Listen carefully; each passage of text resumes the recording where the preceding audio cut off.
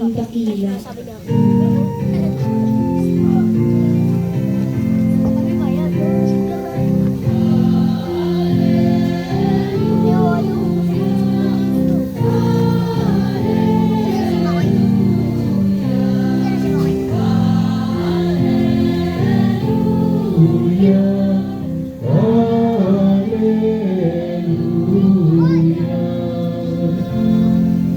Sumainyo ang Panginoon. At sumaiyo rin.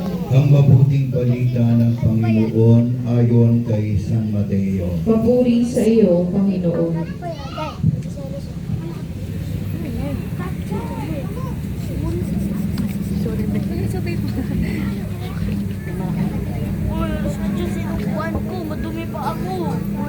Noong panahong iyon, lumapit si Jesus sa mga alagad at nagtanong,